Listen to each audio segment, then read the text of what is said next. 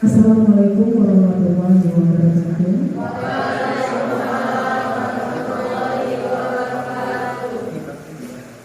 Ada batu di pucuk lantai, ada baju di dalam lemari.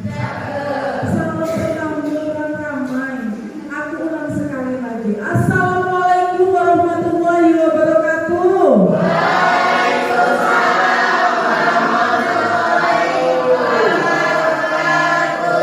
Iya, terima kasih Bapak Ibu sekalian. Terima kasih juga telah menyempatkan hadir di dalam ruangan ini dalam rangka acara Desiminasi Budaya Positif di Sekolah CGP Angkatan 7 Kabupaten Bengkulu Selatan, yang dengan ini CGP-nya Ibu Rustini SPD FPD.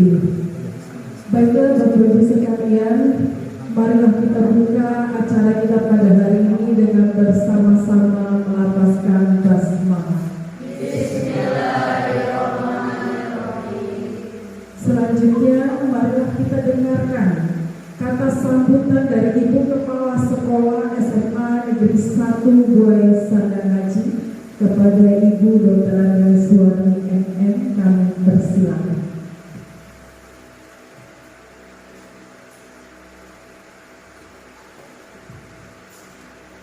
Bismillahirrahmanirrahim. Assalamualaikum warahmatullahi wabarakatuh. Waalaikumsalam warahmatullahi wabarakatuh. Alhamdulillah syukur kita panjatkan kehadiran Allah Subhanahu wa Ta'ala, di mana pada kesempatan siang hari ini kita masih berkumpul di ruangan ini dalam rangka mengikuti Desiminasi Budaya Positif di sekolah yang hari ini kebetulan dilaksanakan oleh CGP Rustini SPD MPD. Tak lupa pula kita sambungkan kepada junjungan kita Nabi besar Muhammad Sallallahu Alaihi Wasallam. Semoga kita tetap setia menjadi pengikutnya sampai di akhir zaman nanti. Bapak Ibu yang saya hormati, pada kesempatan siang hari ini kita sama-sama mengikuti aksi nyata budaya positif di sekolah yang dilaksanakan oleh calon guru penggerak.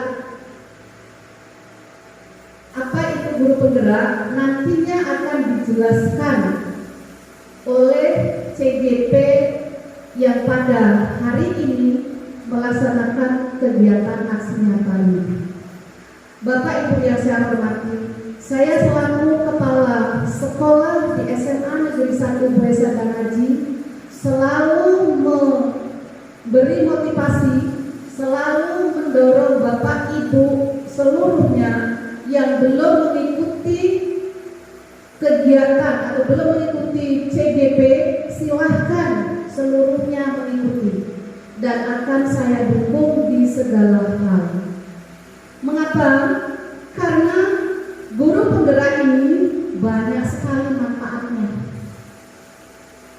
Di antaranya apa manfaat dari guru penggerak? Yang pertama, bisa mengembangkan kompetensi dalam melaksanakan kegiatan bersama-sama dalam pembelajaran, dalam proses pembelajaran. Kemudian manfaat yang tidak kalah pentingnya juga akan menjadi pemimpin pembelajaran di kelas atau di sekolah yang sangat bermanfaat. Kemudian bisa belajar dalam kelompok bimbingan terstruktur dan menyenangkan. Jadi Bapak Ibu jangan merasa takut tugasnya banyak mengikuti kegiatan guru penggerak ini, tidak, karena manfaatnya cukup banyak. Yang lain juga ada, yang jelas ada pertukaran pengalaman sesama CGP, karena CGP ini calon guru penggerak ini tidak hanya guru SMA, ini akan tergabung, ada dari TK, ada dari SD, SMP dan SMA. Jadi dengan mengikuti calon guru penggerak ini kita bisa bertukar pikiran. dengan beliau tersebut. Kemudian akan mendapat bimbingan, dan bimbingan tadi siapa yang membimbing? Salah satunya pengajar praktek atau yang kita kenal dengan PT. Jadi tidak usah khawatir nantinya akan kesulitan, walaupun katanya tugasnya banyak di guru penggerak ini. Kemudian akan mendapat komunitas belajar baru yang jelas ini dan sudah pasti di guru penggerak. Kalau selama ini mungkin hanya sesama guru SMA, karena kita bisa berkumpul dengan guru SD, SMP, dan TK, jadi kita akan mempunyai komunitas baru dengan guru dari sekolah lain. Yang tidak kalah pentingnya yang jelas akan mendapat sertifikat. Dan gunanya sertifikat tadi untuk apa? Bapak Ibu sudah tahu.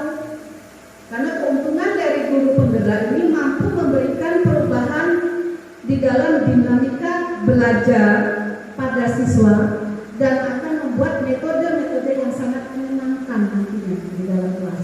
Jadi kita tidak monoton dalam mengajar, kita bisa saling sharing antara CGP yang lain. Kemudian sertifikat tadi kalau tidak salah ini 310 jam ya kalau tidak salah jumlahnya. Jadi sangat-sangat bermanfaat untuk Bapak Ibu guru untuk nantinya menambah masyarakat. Itu salah satu syaratnya. Di samping biasanya yang paling mudah apa sih setelah menjadi guru penggerak mendapat sertifikat akan mudah menjadi kepala sekolah dan pengawas. Itu salah satu syaratnya. Jadi sekali lagi saya memotivasi Bapak Ibu yang belum mengikuti CGP silahkan mengikuti pada angkatan berikutnya. Jadi kalau tidak salah sudah dibuka angkatan 9 dan angkatan 10. Mungkin itu saja yang perlu saya sampaikan karena nantinya akan dijelaskan secara detail. Silahkan Bapak Ibu bertanya dalam aksi nyata budaya positif di sekolah oleh CGP Ibu Rustini SPB FPB. Terima kasih. Wassalamualaikum warahmatullahi wabarakatuh.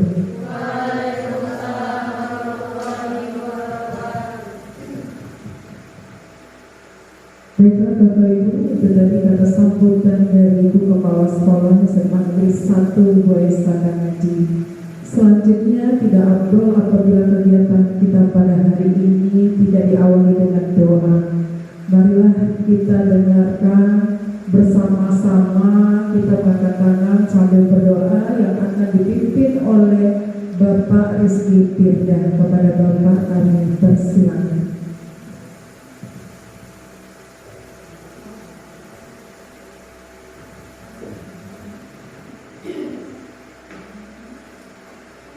Baiklah, untuk mengawali kegiatan diseminasi budaya positif CGP Angkatan 10 Desa Negeri 1 Buaya Sakangaji ini, mari kita berdoa. A'udzubillahi minasyaitonir rajim. Bismillahirrahmanirrahim. Hamdan sa'ilin, hamdan na'imin, hamdan yuwafi ni'amahu wa yukafi mazidah. Ya Rabbana lakal hamdu kama yanbaghi li jalali wajhika al-karim wa 'azimi sultanik. Allahumma ighfirli dzunubi wa li walidayya warhamhuma kama rabbayani shaghira. ولجميع المسلمين والمسلمات والمؤمنين والمؤمنات الأحياء منهم والأموات برحمتك يا أرحم الراحمين.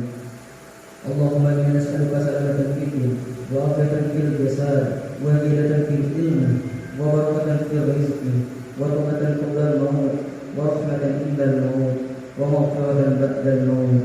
اللهم حول علينا في سكرة الموت ونجد من النار والأقوى إلى الحساب. اللهم لا تؤاخذنا إن نسينا أو أخطأنا ربنا ولا تحملنا ما لا طاقة لنا به واعف عنا واغفر لنا وارحمنا أنت مولانا فانصرنا على القوم الكافرين. ربنا آتنا في الدنيا حسنة وفي الآخرة حسنة وقنا عذاب النار. والحمد لله رب العالمين.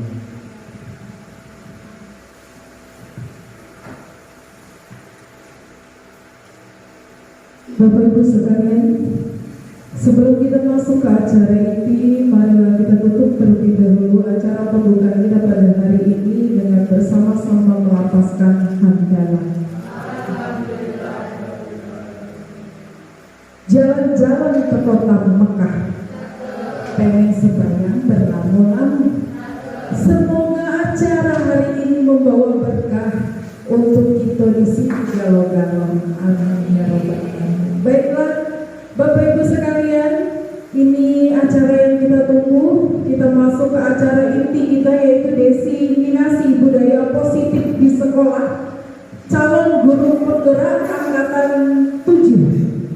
Kabupaten Oku Selatan dengan bimbingan dari Ibu Rustini SPD MPD. Kepada Ibu kami persilakan.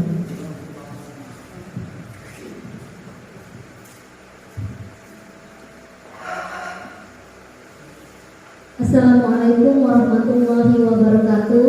Waalaikumsalam warahmatullahi wabarakatuh. Puji syukur kita panjatkan kehadirat Allah Subhanahu wa Ta'ala karena berkat limpahan dan rahmatnya, alhamdulillah hari ini kita masih bisa diberi kesempatan, diberi nikmat yang banyak hingga bisa berkumpul di sini untuk mengikuti kegiatan diseminasi budaya positif CGP Angkatan 7 Kabupaten Oku Selatan.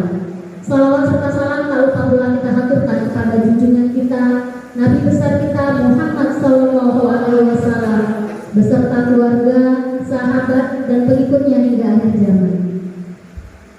Yang saya hormati Bapak Ibu guru yang berkenan hadir pada hari ini, saya ucapkan banyak terima kasih atas kesempatan yang diberikan untuk bisa berkontribusi mengikuti kegiatan hari ini. Hari ini adalah kegiatan aksi nyata dari kegiatan CGP.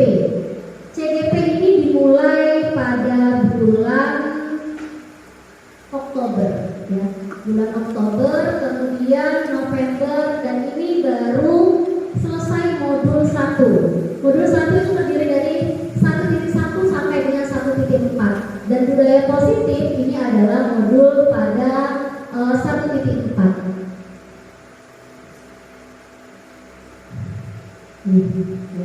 Yang namanya CGP atau kegiatan program guru penggerak itu tidak luput dari kita, tidak lepas dari yang namanya Bapak Pendidikan kita, yaitu Ki Hajar Dewantara. Kalau kita singkat sebagai PHD, ya, Bapak PHD.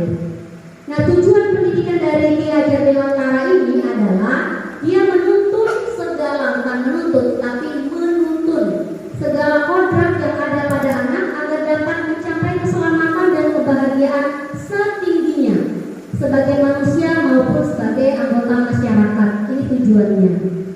Jadi CGP ini berpegang teguh pada pendidikan di Ki Hajar Dewantara. Nah, filosofi Ki Hajar Dewantara pendidikannya itu banyak, ada kurang lebih ada 6 filosofinya. Tapi di sini saya mengambilnya satu. Sangat menarik bahwa dikatakan bahwa seorang guru itu diibaratkan sebagai petani yang memiliki peran penting untuk menjadikan tanamannya subur. Jadi ibaratnya sebagai contoh itu adalah petani padi misalnya, ya. Petani yang menanam padi itu, kalau kita sebagai petani, kita hanya menanamnya saja, kemudian kita menuntun tumbuhnya padi. Mulai dari persemaian pertama kali, kemudian kita memperbaiki kondisi tanahnya agar subur, kita memeliharanya, memberi pupuk, memberi air, membasmi ulat-ulat yang ada, jamur-jamur dan sebagainya. Dan kita menunggu dia tumbuh kembangnya. Ini ibaratnya seorang guru. Seorang guru di sekolah itu diibaratkan, kalau sekolah kita ini itu jadi diibaratkan sebagai tanah tempat bercocok tanamnya. Siapa bibitnya? Bibitnya adalah murid-murid kita. Tempat bercocok tanam sehingga seorang guru itu perlu mengusahakan agar sekolah itu menjadi sebuah lingkungan yang menyenangkan, aman, nyaman, untuk bertumbuh serta dapat menjaga, melindungi setiap murid dari hal-hal yang kurang bermanfaat atau bahkan mengganggu perkembangan potensi murid tersebut. Jadi ada lagi saya tidak sebutkan di sini adalah filosofinya Ki Hajar Dewantara itu bahwa murid itu bukan tabula rasa. Kalau kita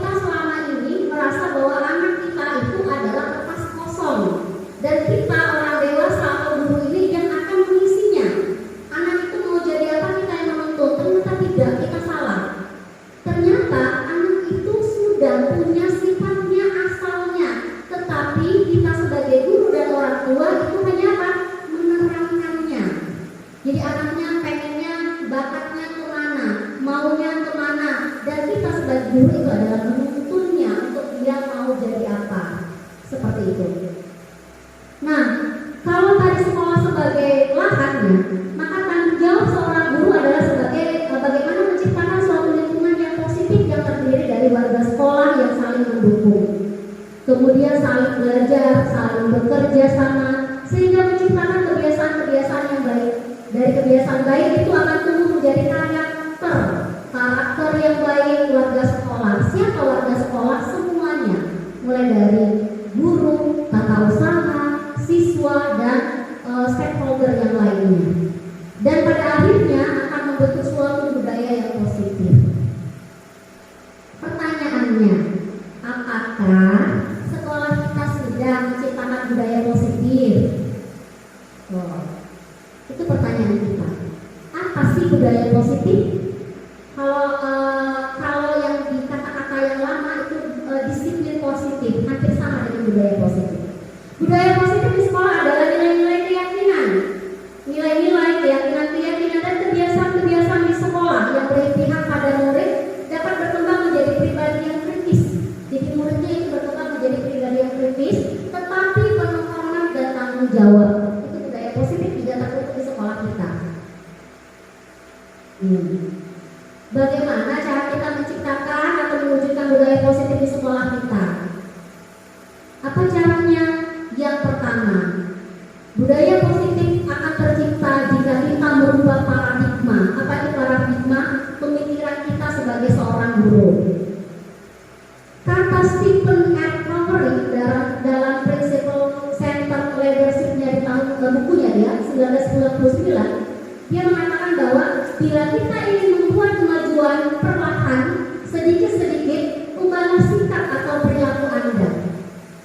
Ubahlah sikap atau perilaku Anda. Namun bila kita ingin memperbaiki cara-cara utama kita, maka kita perlu mengubah cara acuan kita. Ubahlah bagaimana Anda melihat dunia. Bagaimana Anda berpikir tentang manusia. Ubahlah paradigma Anda. Skema pemahaman dan penjelasan aspek-aspek tertentu tentang realitas. Perubahan paradigma yang bagaimana? Dari stimulus respon menjadi teori kontrol kita. Bahwa selama ini kita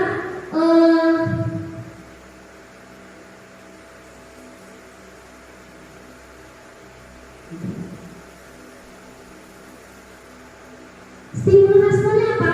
Kita merasa bahwa realitas atau kebutuhan kita sama.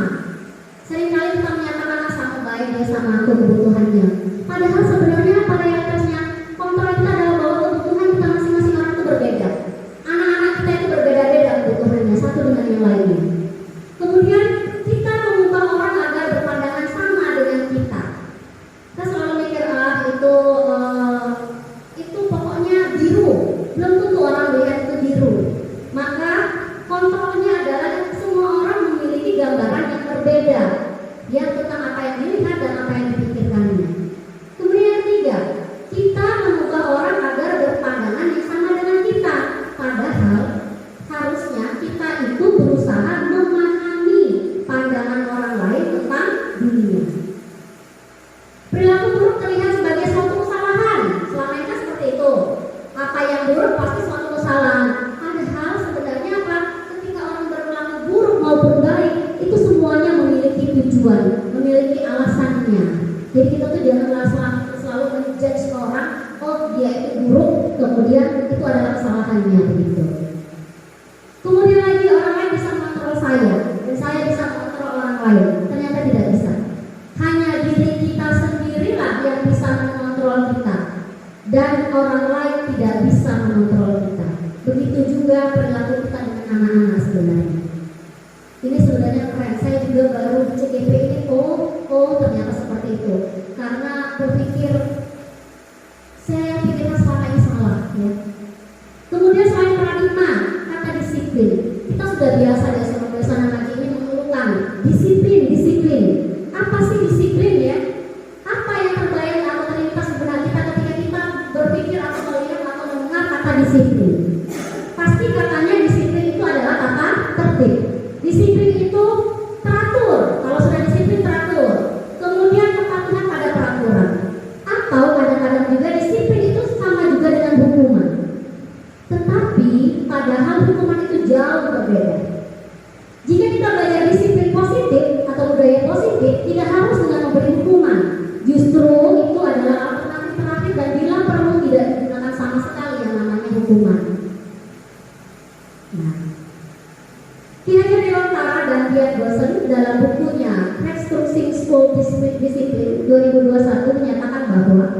Disiplin itu adalah belajar, disiplin diri. Disiplin diri mempelajari bagaimana cara kita mengontrol diri dan bagaimana menguasai diri kita untuk memilih tindakan yang mengacu pada nilai-nilai kita hargai agar tercapai tujuan mulia yang kita inginkan. Sebagai pendidik, tujuan kita adalah menciptakan murid yang memiliki disiplin sehingga bisa berperilaku dengan mengacu pada nilai-nilai kebajikan universal dan memiliki motivasi intrinsik. Intrinsik itu adalah motivasi yang datang dari dalam diri, bukan dari luar diri. Saya tadi mengatakan nilai kebajikan universal. Ini loh yang akan kita capai peserta didik kita, siswa kita, bayaran Indonesia ke depannya. Pengennya mau apa? Pengennya pelajar kita memiliki profil pelajar Pancasila.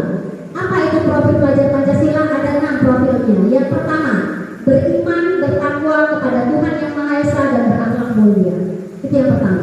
Yang kedua, dia bisa mandiri, anak kita. Yang ketiga, anak-anak yang bisa berpikir atau bernalar kritis. Yang keempat, berkebinekaan global, gotong royong dan kreatif. Itu profil pelajar Pancasila. Nah, kemudian di sini kita sudah masuk ke budaya disiplin. Mari kita bertanya pada diri kita sendiri, bagaimana kita berperilaku? Mengapa kita melakukan sesuatu? Apakah apakah kita melakukan sesuatu itu karena adanya dorongan dari lingkungan atau dorongan dari yang lain? Terkadang kita melakukan sesuatu karena kita menghindari rasa sakit. Anak-anak juga seperti itu, disuruh istilahnya dia tidak kena marah, jadi dikerjakannya seperti itu ya. Jadi menghilangkan dia atau menghindar bahwa agar tidak marah. Terus juga terkadang kita juga melakukan sesuatu untuk mendapatkan apa yang kita mau. Jadi kalau misalnya saya mengerjakan sesuatu, nanti saya dapat hadiah, nanti saya dapat reward check. Kemudian pernahkah Anda melakukan sesuatu untuk mendapatkan senyuman atau pujian orang lain? Kayaknya jawabannya pernah, saya juga pernah seperti itu. Kemudian untuk mendapatkan hadiah, iya. Nah, ada 3 motivasi perilaku manusia. Yang pertama itu adalah untuk menghindari ketidaknyamanan dan atau hukuman. Apa yang terjadi bila saya tidak melakukannya? Ini pertanyaannya. Ya, ketika kita ingin menghindari hukuman, pasti kita kalau aku tidak melakukan itu, kira-kira apa yang akan terjadi pada saya? Apakah saya akan hukum? Apakah saya akan kena marah? Seperti itu, ya. Sebenarnya apa yang dirasakan oleh orang yang memiliki motivasi ini? Sebenarnya mereka sedang menghindari permasalahan yang mungkin muncul dan berpengaruh pada mereka secara fisik dan psikologis, maupun tidak terpenuhinya kebutuhan mereka bila mereka tidak melakukan tindakan tersebut. Motivasi ini adalah motivasi eksternal atau dari luar. Yang kedua itu adalah yang tadi, untuk mendapatkan imbalan atau penghargaan orang lain. Pertanyaannya adalah, ketika aku melakukan itu, aku dapat apa? Hadiahnya apa? Penghargaannya apa? Seperti itu. Yang ketiga, untuk menjadi orang yang mereka inginkan dan menghargai diri sendiri dengan nilai-nilai yang mereka percaya. Kalau ini, pasti pertanyaannya adalah, akan menjadi orang seperti apakah saya apabila saya melakukannya? Jadi nanyanya, aku nih bakal jadi seperti apa? Nah, apa berdampaknya pada saya? Mereka melakukan sesuatu karena nilai-nilai yang mereka yakini dan hargai, dan mereka melakukan karena mereka ingin menjadi orang yang melakukan nilai-nilai mereka yakini tersebut. Motivasi ini itu dari internal, bukan eksternal. Jadi tujuan dari disiplin positif adalah seorang guru itu menanamkan motivasi yang ketiga tadi. Kalau bisa anak-anak atau siswa atau murid kita, yaitu itu menjadi orang yang mereka inginkan, menghargai diri sendiri dengan nilai-nilai yang mereka percayai. Bukan melakukan sesuatu karena takut dimarah, bukan melakukan sesuatu karena ingin mendapat hadiah atau Kamu tidak boleh main di luar ya, karena kamu coret-coret sembarangan di tembok. Dari pagi aku terlambat 20 menit, maka aku harus tunggu 20 menit lagi untuk pulang. Maaf ya, ini aku ganti ke sembarangan.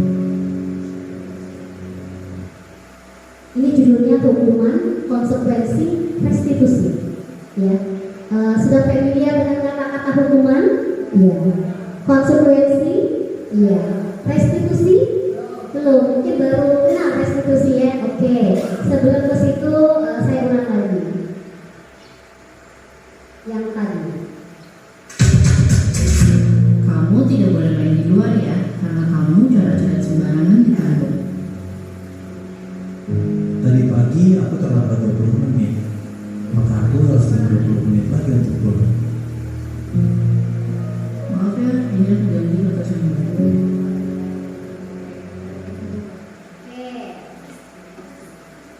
Dari peristiwa A, B, C, Bapak Ibu silahkan punya jawabannya masing-masing. Apakah yang A ini hukuman, konsekuensi atau restitusi? Yang B itu apa? Yang C itu apa? Tuh, sudah ada ya Bapak Ibu? Sudah. Oke, nanti saya tanyakan ya. Sudah di-cut ya, punya beliau masing-masing. Oke, lanjut. Apa itu hukuman? Oh, hukuman dapat semua ya. Hukuman bersifat tidak terencana atau tiba-tiba anak atau murid tidak tahu apa yang akan terjadi dan tidak dilibatkan.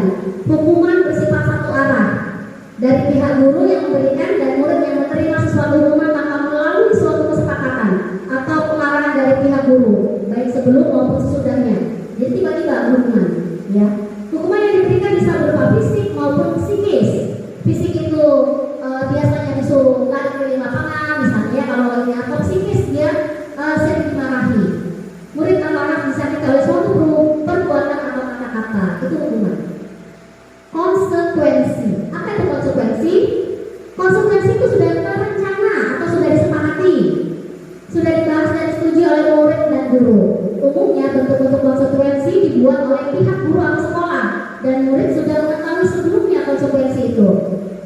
Tetapi tetap saja konsekuensi membuat murid tidak nyaman. Oke, lanjut. Restitusi ini yang baru. Apa itu restitusi? Proses menciptakan kondisi bagi murid untuk memperbaiki kesalahan mereka sehingga mereka bisa kembali pada kelompok mereka dengan karakter yang lebih kuat. Itu menurut Gosen. Menurut Carlson, restitusi juga merupakan proses kolaboratif yang mengajarkan murid untuk mencari solusi untuk masalah mereka dan membantu murid berpikir tentang orang seperti apa yang mereka inginkan dan bagaimana mereka harus memperlakukan orang lain. Coba Ibu Tiara, tadi jawabannya apa Ibu Tiara? Yang A? Yang A restitusi, yang B? Hukuman, yang C? Oh, yang B konsekuensi, yang C? Hukuman. Oh, Ibu Erlin? Yang A? Hukuman? Ya, restitusi. Oke, yang agak berbeda sedikit dengan Ibu Tiara ya. Baik, kita lihat lagi. Pada kasus A, murid mencoret-coret tembok lalu tidak boleh mengikuti sesi bermain. Mari kita analisis. Adakah korelasi yang logis antara mencoret tembok dengan tidak ada sesi bermain? Lalu bagaimana dengan tembok yang kotor? Siapa yang membersihkan? Pada kasus ini, murid hanya menerima hukuman atas tindakan pelanggarannya. Untuk jenjang PAUD, ini bisa membuat murid menjadi trauma, takut, dan mungkin saja jadi benci pada gurunya. Dia akan menganggap sekolah tidak menyenangkan karena sesi bermain telah direnggut darinya. Karena terkadang mereka belum mengerti apakah tindakannya salah atau benar. Mungkin dia di rumah boleh mencoret tembok. Kita perlu berikan waktu dan pengertian lebih kepada mereka untuk memaknai tindakan yang benar atau salah. Pada kasus B, murid datang terlambat lalu dia memilih untuk tinggal sesuai jumlah waktu keterlambatannya.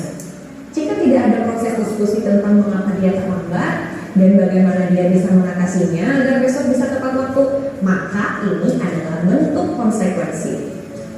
Meskipun murid memilih sendiri solusinya, tapi tidak ada perbaikan akan masalah keterlambatannya. Ajaklah murid untuk mengidentifikasi masalah keterlambatannya. Tanyakan pada mereka apa yang bisa dilakukan untuk mengatasi masalah tersebut. Pada kasus C, murid merobek kertas temannya. ia meminta maaf dan memilih untuk mengganti kertas tersebut. Dengan meminta maaf, maka ia sudah mengerti bahwa ia berbuat salah. Tentu kita harus pastikan bahwa meminta maaf memang pilihannya, bukan karena paksaan orang lain. Lalu dengan ia mengganti kertas temannya yang robek, kita bisa melihat usahanya untuk bertanggung jawab, memperbaiki kesalahannya. Sepertinya di sini murid sudah mengerti bahwa kesalahannya itu harus diperbaiki dan bukan hanya selesai dengan minta maaf. Jika solusi ini adalah atas usul murid sendiri, maka restitusi sudah terjadi. Dampak kedepannya murid akan memiliki disiplin diri. Dia mengerti bahwa merobek kertas temannya adalah salah. Dia tidak akan mengulangi. Bukan karena dia takut akan mau hadiah dari gurunya, tapi karena dia tahu ini adalah hal yang benar untuk dilakukan. Oke, jadi jika sesuatu kesalahan seorang anak, contoh ya, kesalahannya setiap hari terjadi, anak-anak datang terlambat. Apa yang kita lakukan sebagai guru?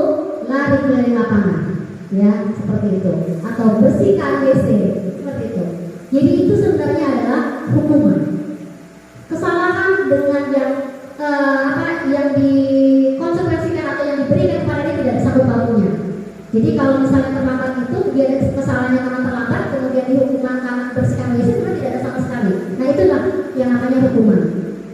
Kemudian kalau konsekuensi kayak yang tadi, dia dalam keadaan kesepakatan. Kalau kamu terlambat 10 menit, pulangnya juga 10 menit lebih lama. Deal di awal seperti itu. Makanya itu konsekuensi.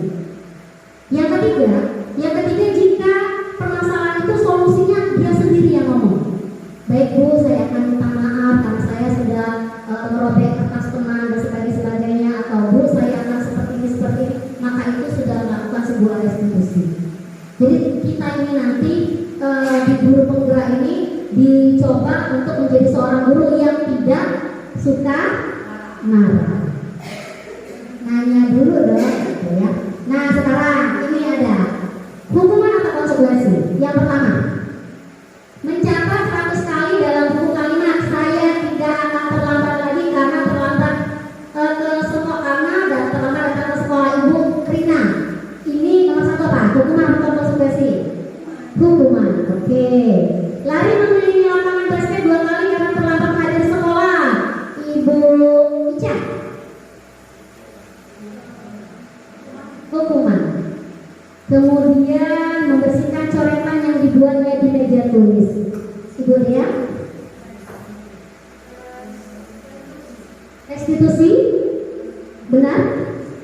Kemana larinya? Lebih ke kayaknya ke konsekuensi ya. Membersihkan coretannya ada dibuat di meja tulis. Jadi konsekuensinya membersihkan coretan. Ini sudah nyerah kan ya? Jadi dia bersihkan sendiri. Oke. Yang keempat, murid diminta untuk push up 15 kali karena tidak menggunakan masker ke sekolah. Pak Wawan? Hukuman. Yang kelima, mengganti kertas tugas teman yang telah dicoret-coret. Ibu Tiara? Restitusi. Yang keenam, berjemur di lapangan basket pukul 12 siang karena ngobrol dengan temannya. Pak Semrun? Hukuman. Oke. Kita sudah bisa ya membedakan mana konsekuensi, mana hukuman. Oke, ini restitusinya. Melalui pendekatan restitusi kita, ketika murid berbuat salah, guru akan menanggapi dengan mengajak murid merefleksi lagi tentang kesalahannya. Apa yang dapat mereka lakukan untuk memperbaiki kesalahan mereka sehingga mereka menjadi pribadi yang lebih baik, menghargai dirinya. Pendekatan restitusi itu tidak hanya menguntungkan korban, tetapi juga menguntungkan orang yang telah berbuat salah. Oke, ini ciri-ciri restitusinya. Restitusi itu bukan menebus kesalahan, namun belajar dari kesalahan. Kemudian memperbaiki hubungan, tawaran bukan paksaan, menuntun untuk tidak melihat ke diri, mencari kebutuhan dasar yang mendasari tindakan. Kemudian restitusi ini adalah cara yang paling baik, fokusnya pada karakternya bukan pada tindakan. Kemudian mengembalikan murid yang berbuat salah pada kelompoknya. Nih, ini mungkin insya Allah sudah, mari kita sama-sama melaksanakan keyakinan kelas, ya. Mengapa keyakinan kelas? Mengapa tidak peraturan kelas saja?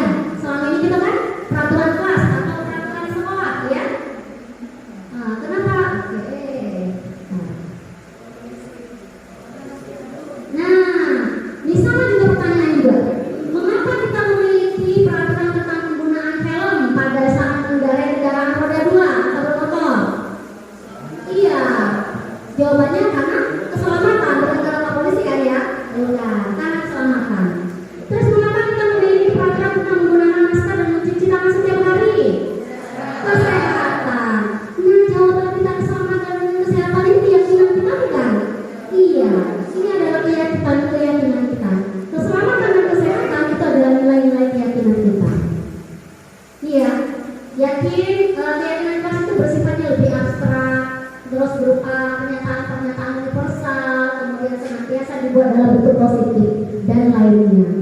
Alhamdulillah di awal saya sebagai guru kimia di kelas 12, 11 sama 10 MIPA sudah membuat ini. Ini sebagai contoh saja, ini di kelas 11 MIPA yang itu kebetulan 11 MIPA sama kelas 12 10 MIPA. 11 MIPA dimulai dengan ice breaking, 12 MIPA juga ya. Kemudian izin keluarnya maksimal 10 menit.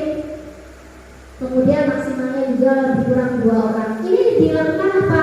Atas kesepakatan bersama. Jadi ketika anak-anak melanggar atau tidak dilaksanakan maka ada konsekuensinya. Nah ini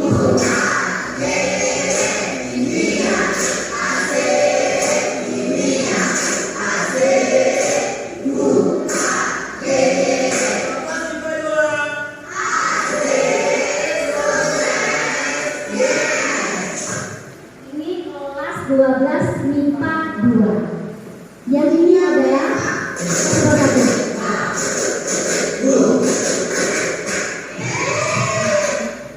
Kemudian ini yang lebih seru.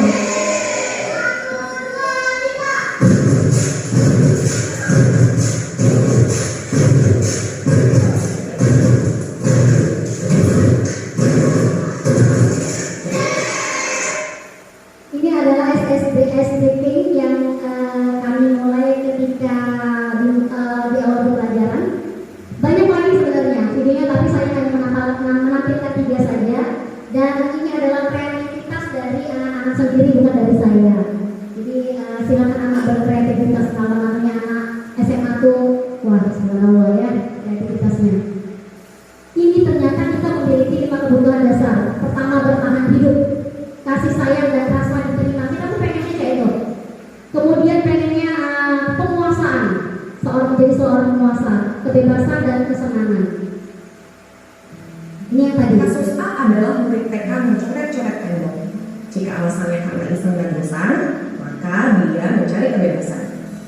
Jika jawabannya adalah karena dia senang melakukannya, maka itu adalah kesenangan yang berusaha dipenuhi. Kasus B adalah murid SMP yang datang terlambat 20 menit. Jika alasannya adalah karena ia harus membantu ibunya, maka ia sedang memenuhi kebutuhan hidup. Jika ia mengatakan bahwa ia kesiangan, ibunya tidak membangunkannya, maka ia mungkin sedang berupaya memenuhi cinta dan kasih sayang. Ia ingin diperhatikan oleh gurunya atau ibunya, karena gurunya pasti akan melaporkan hal tersebut pada orang tuanya. Kasus C adalah murid SD yang merobek kertas temannya. Jika alasan sang murid adalah karena kesal pada temannya dan ingin temannya menuruti keinginannya, maka ia sedang memenuhi kebutuhan penguasaan. Dengan mengerti dan membuka diri atas beragamnya kebutuhan dasar manusia, maka kita bisa memberikan ruang kepercayaan dan empati pada setiap kesalahan murid. Ketika kita bisa mengerti kebutuhan apa yang sedang ia ingin penuhi, reaksi kita akan menjadi lebih tenang, tidak menghakimi. Kita bisa berkomunikasi dengan lebih baik kepada murid. Disinilah proses restitusi bisa kita mulai. Dengan memahami kebutuhan dasar manusia, kita menjadi lebih sadar bahwa murid kita sebenarnya adalah manusia, sama seperti kita. Mereka juga bisa salah. Tugas kita adalah membimbing mereka untuk belajar memperbaiki kesalahannya. Tugas kita adalah membimbing mereka untuk belajar memperbaiki kesalahan. Jadi dengan kegiatan ini saya berharap kita sebagai seorang guru ketemu permasalahan siswa tidak langsung. Kenapa terlambat? Kamu biasa tiap hari terlambat terus, malam kamu lagi. Nah, kata-kata itu sebenarnya yang harus kita hindari. Coba kita membuka hati untuk bertanya, ada apa anak ini terlambat? Biasanya ketika seorang anak itu agak aneh dikit, pasti ada sesuatu di dirinya. Ini yang paling menarik. 5 posisi kontrol guru. Pertanyaannya adalah kita ini posisinya di mana?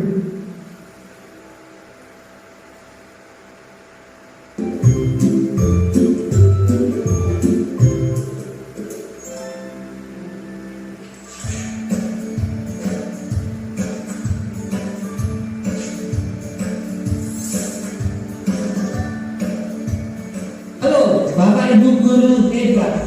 Video ini akan menampilkan 5 adegan interaksi guru dan murid. Silakan menonton dan merefleksikannya.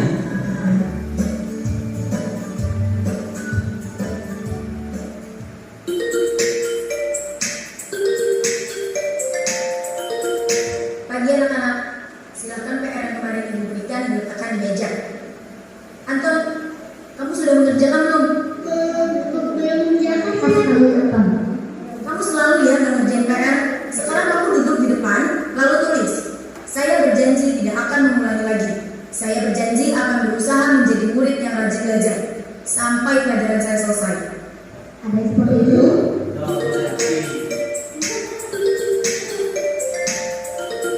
Pagi anak-anak, hari ini ada tugas ya? Ada yang belum mengerjakan? Anton, kamu sudah mengerjakan? Belum kok. Kamu nggak ngerjain tugas ya? Kamu mau jadi apa nanti? Kamu lihat sekolah apa sih? Coba bayangkan orang tuamu betapa kecewanya sama kamu. Kamu itu sudah kelas 5. Harusnya bertanggung jawab sama dirimu sendiri.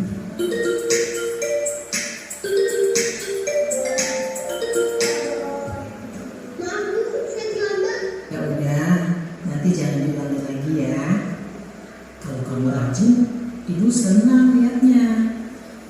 Ya, lain kali tepat waktu ya masuknya. Tas dulu dong. Kita kan teman. Wah, jadi kalau aku terlambat lagi, apa ya?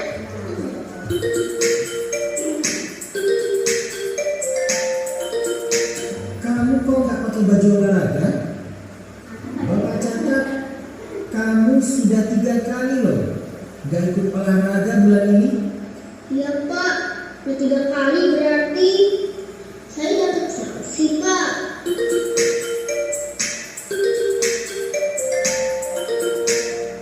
Ini Bu, saya mengumpulkan tugas. Maaf ya Bu, saya terlambat mengumpulkan tugas. Kenapa kamu terlambat mengumpulkan tugas? Iya Bu, saya kalau sore banyak ibu dapat warung, nggak sempat mengumpulkan tugas. Kira-kira nih, apa yang bisa kamu perbaiki supaya kamu bisa mengerjakan tugas tepat waktu? Coba, kapan biasanya kamu membantu ibu jualan? Ketenang sampai di kamar malam Bu. Bagaimana kalau kamu membuat jadwal? Kapan kamu akan mengerjakan tugas? Oh gitu ya Bu, saya coba deh Bu, terima kasih Bu. Ini tadi adalah cuplikan 5 posisi kontrol sebagai seorang guru. 1. Menurut teori kontrol Dr. William Glasser sebagai penghukum, biasanya kata-kata ini adalah patuhi aturan saya atau awas kamu. Nah seperti itu. Karena kamu selalu saja salah. Yang telah kamu lagi. Itu yang sering kita lakukan. Pertama adalah berarti posisi kita dulu adalah sebagai seorang penghukum. Yang kedua, pembuat merasa bersalah. Ibu sangat kecewa sekali dengan kamu. Berapa kali Bapak harus memberitahu kamu ya? Gimana coba kalau orang tua kamu tahu kamu berbuat begini? Pikirkan orang tua susah, ya kan? Seperti itu. Ternyata saya juga 3 teman. Ayo bantulah demi Bapak ya, jangan nakal lagi ya. Besok jangan seperti ini lagi ya. Ayo kita tidak bantu Bapak kan? Ayo ingat kita tidak bantuan Bapak selama ini. Oh ayo ingat tidak bantuan Bapak selama ini dan seperti itu. Ya sudah kali ini tidak apa-apa, nanti Ibu bereskan. Itu posisinya sebagai teman berarti. Cuma itu tadi kata si Anton, berarti besok-besok gak apa dong, iya kan? Iya. Yang ketiga pemantau. Kalau pemantau ini dia mengawasi, selalu nanya peraturannya apa, sepakatan kita apa, apa yang telah kamu lakukan, sanksi atau konsekuensinya apa. Dia selalu bertanya seperti itu. Dia sebagai pemantau. Dan yang kelima sebagai manajer. Nih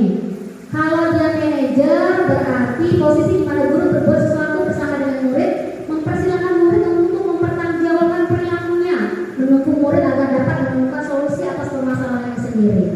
Jadi kata-katanya adalah apakah kamu meyakininya? Jika kamu meyakininya, apakah kamu bersedia memperbaikinya? Maka akan selalu keluar solusi dari anak tersebut, bukan dari kita. Nah, itu adalah posisi manajer. Ada video lagi ya?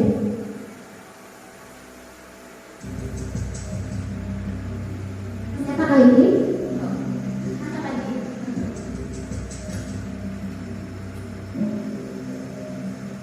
Naren, sini kamu. Siapakah ini di sekolah kita? Selalu Chandra. kamu deh, pasti terlambat. Maaf Bu, Ini kontrolnya sebagai pendukung. Apa coba? Ini sering kata-kata yang keluar itu ya. Kapan sih kamu tidak terlambat? Malas sekali ya kamu jadi anak. saya Dasar pemalas. Gak kapok-kapok sih kamu. Sudah berapa kali terlambat? Sana, kamu keliling lapangan basket 2 kali. kenapa saya harus beli lapangan basket Bu? Kenapa? Kamu melawan ibu. Berani-beraninya jawab. Sudah terlambat, masih berani jawab pula. Sekarang, keliling lapangan basket 5 kali sekalian. Dan dia Biar ada roboh. 5 kali ya, Cepat, karena lawan. pergi sana ke lapangan basket. Ini sering terjadi di sekolah kita dan saya pun juga pernah melaksanakan Biasanya pasti. berbicara dengan nada tinggi, menghardik, menunjuk-nunjuk, menyakiti, dan menyindir. Hukuman bisa berupa fisik maupun psikis. Ibu dan bapak guru hebat. Dampak yang terjadi pada murid ketika guru berada pada posisi penghukum adalah murid cenderung akan memberontak, bahkan menyimpan dendam. Posisi kedua.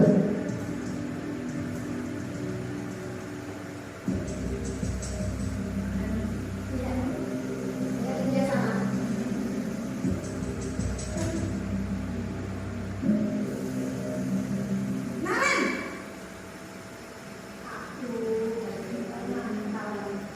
Selamat pagi Bu. Naren, kamu kenapa terlambat lagi, nak? Ya Tuhan, Naren, kamu senang ya bikin ibu susah ya?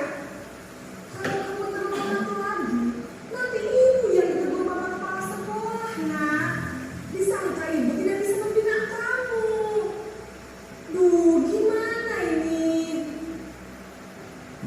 Maaf Bu, Duh, Gusti Naren, kamu suka ya kalau ibu ditegur bapak kepala sekolah? Terus, sekarang ibu harus tulis apa ini di buku absen? Ini kamu sudah sering terlambat loh. Ibu harus apa coba? maaf Bu, maaf sekali. Dia jadi merasa bersalah.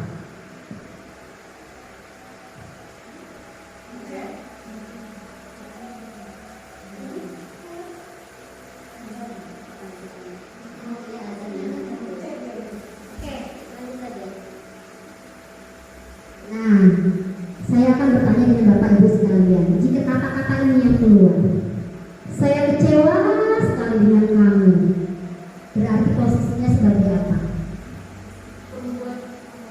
Apa Ibu Tiara? Iya, pembuat rasa bersalah. Nomor 2, kamu tidak pernah benar melakukannya, Ibu Sari. Kira-kira sebagai apa? Merasa bersalah? Apa yang lebih tepatnya? Menghukum. Ya, pasti dia akan namanya kau ini tidak pernahnya benar. Nah, itu bahasa kita ya. Salah pula. Kemarin datang telat, sekarang telat lagi, besok telat lagi. Nah itu, ya. Nah itu, ayolah lakukan diri saya ya. Kira-kira sebagai apa? Sebagai apa tersebut? Sebagai teman. Apakah kamu mau mendapatkan stiker bintang hari ini? Apa itu? Apa kira-kira? Ini yang keempat. Yang keempat sebagai apa tadi Bapak? Sebagai kontrol ya. Kemudian bagaimana kamu bisa menyelesaikan masalah ini? Itu kira-kira posisi manajer. Apa rencana kamu untuk menyelesaikan ini? Sebagai apa? Sebagai manajer. Terakhir ini ya, ini terakhir segitiga restitusi. Apa itu segitiga restitusi? Ada 3 sisinya. Yang pertama itu menstabilkan identitas, kemudian yang kedua validasi tindakan yang salah, 3 menanyakan keyakinan. Ini adalah ketika kita menghadapi seorang siswa yang bermasalah. Apa yang harus kita lakukan? Video lagi. Biar enak nalarnya saya kasihnya video. Siapa ya? Sudah lama ya Pak Musara? Kenapa hadirnya dari sini? Kesel Pak, kesel banget. Masa aku dikatain tukang fitnah Pak? Ya aku marah lah. Aku balik katain mereka di depan kelas. Kesel banget. Oh begitu. Ya pasti kamu marah dan kesal. Bapak juga Ini menstabilkan identitas kata-kata yang keluar. Kemudian pada saat itu kamu mau melakukan apa? Ya saya harus ngatain mereka lah Pak. Kesel banget. Saya bentak-bentak dia depan teman-teman lain. Oh begitu. Pasti kamu melakukan seperti itu karena suatu alasan tertentu bukan? Iyalah, masa saya diam saja Pak? Ya saya bela diri lah. Masa saya dituduh tukang fitnah?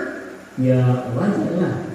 Mempertahankan harga diri itu sesuatu yang penting buat kamu. Untung kamu tidak bertindak lebih gegabah lagi. Hanya membentak-bentak. Iya Pak.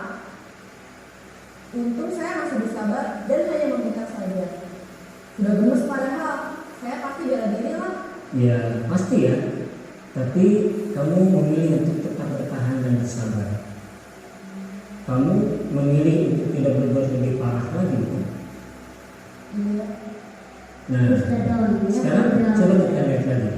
Tindakan kamu yang bentak-bentak Eka di kelas. Tindakan kamu itu kira-kira sesuai dengan keyakinan kelas atau prinsip kamu tidak? Enggak lah Pak. Capek Pak jadi pemarah. Jadi keyakinan atau prinsip mana yang perlu sesuai dengan keinginan kamu? Ya saya sebenarnya sangat menghargai orang lain. Mungkin saat itu saya menjadi emosi. Jadi tidak menginginkan sikap itu. Kamu meyakini tidak? Menghargai orang lain itu penting buat kamu. Yakin lah Pak. Iya, setuju. Kita harus saling menghargai. Namun ada juga keyakinan yang kita sepakati yang perlu kita jalankan apabila kita sedang marah, kan? Ya saya bisa lebih proaktif, mulai dengan diri sendiri. Saya bisa jadi lebih sabar, mengambil kebijakan untuk berpikir mau apa selanjutnya. Kira-kira kamu bersedia memperbaiki masalah ini tidak? Bersedia Pak. Kalau kamu memperbaiki masalah ini, kamu akan menjadi orang seperti apa? Saya akan menjadi orang yang bertanggung jawab kali ya Pak. Dan senantiasa proaktif. Iya. Menurut kamu, bagaimana rasanya menjadi orang seperti itu? Ya nyaman lah, bangga bisa bersabar dan menahan diri. Baiklah kalau begitu. Yuk kita pikirkan bagaimana memperbaiki masalah ini. Jadi inilah yang diharapkan sebagai seorang guru ketika menghadapi anak memiliki masalah seperti itu. Dan siapapun orangnya, ketika anak sudah diajak berbicara, apalagi dia sudah bisa berpikir, apalagi kita katanya adalah SMA, ya anaknya sudah pada dewasa. Ketika diajak berbicara, pertama kita bela dulu ya, iya, Pak emang seperti itu. Ibu juga kalau di posisi itu seperti itu kan seperti itu kadang-kadangnya kita ya.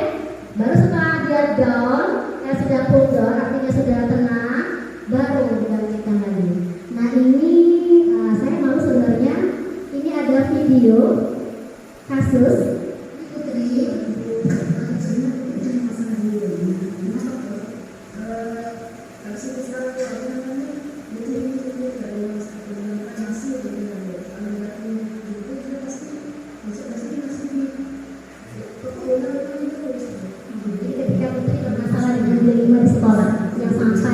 bocor di kelas ya? Iya, pokoknya ada ribut di kelas.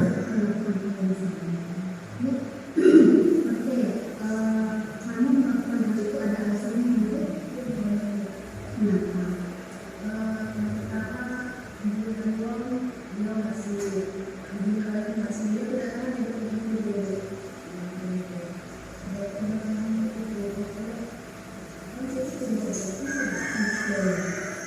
Iya.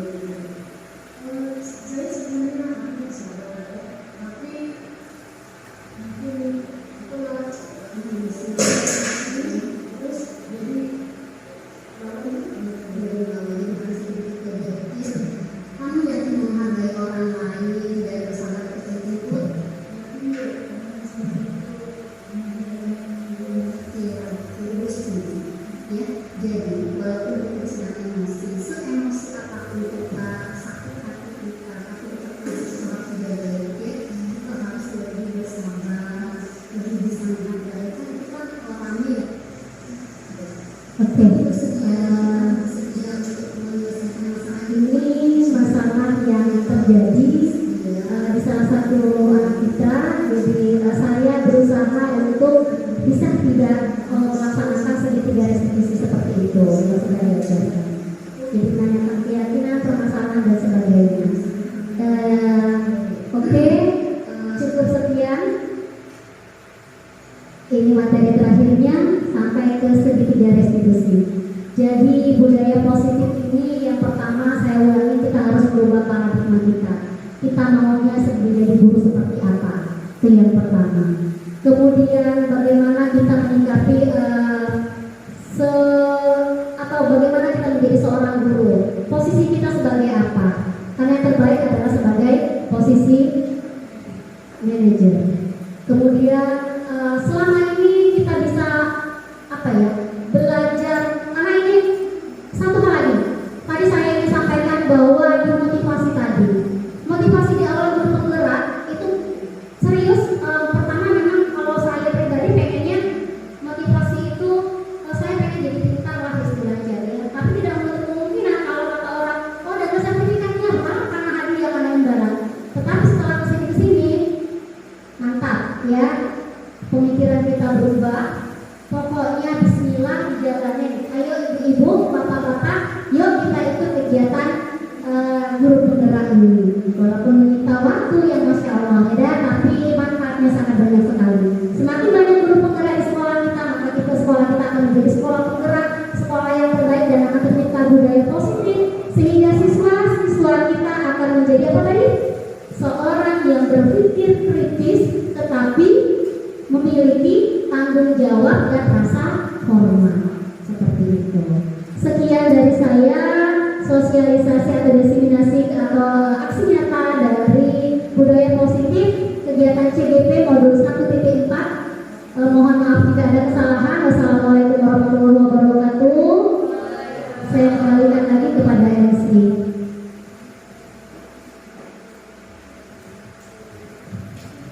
Baiklah Bapak Ibu, itu dia tadi pemaparan tentang diseminasi budaya positif di sekolah dari CGP Angkatan 7, Ibu Rustini SPDW MPD.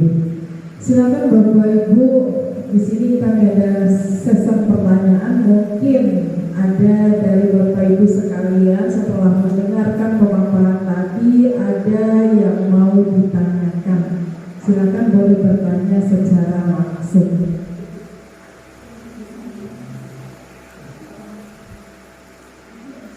Ayo,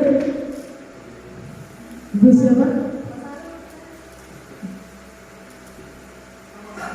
Ada yang mau bertanya? Jadi penjelasan tadi itu cukup perinci, jelas. Ya, videonya keren, ya, pemaparannya juga singkat, padat dan jelas. Iya. Tapi tidak apa-apa kalau masih ada yang mau ditanyakan, ada yang belum paham, boleh.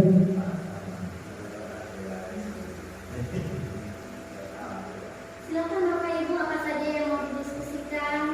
Di luar ini boleh, di luar materi juga tidak apa-apa. Mau tanya-tanya tentang CGP boleh. Karena Bapak Ibu kalau saja ada mau berminat di angkatan 9 dan 10. Ibu Rina, angkatan 9?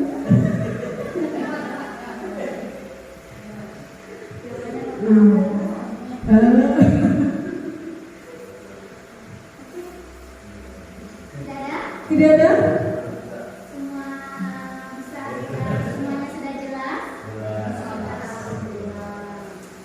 Baiklah, kalau memang sudah tidak ada yang mau ditanyakan, karena memang benar ya, dari pemaparan tadi alhamdulillah sedikit membuka wawasan yang selama ini kita sering marah-marah ya, dengan ada pengertian tadi ya, kita belajar sedikit mengontrol kita coba akan terapkan ilmu yang kita dapat dari CGP Angkatan 7 Ibu Rustini ya. Semoga kita menjadi penerus selanjutnya.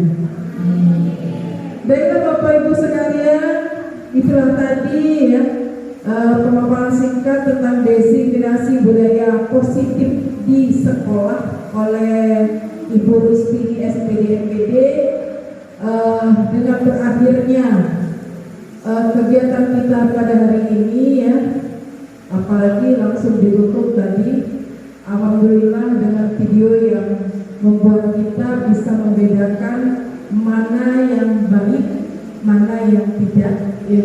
Jadi dengan begitu kita bisa memahami untuk kedepannya dan insya Allah bisa diterapkan. Terima kasih untuk kehadiran Bapak Ibu sekalian yang telah bersedia datang ke ruangan ini dan kita menyaksikan bersama-sama ya. Itu dia tadi ya. Terima kasih kepada Allah, saya mohon ampun ya. Saya akhiri, wabillahi taufiq wal hidayah.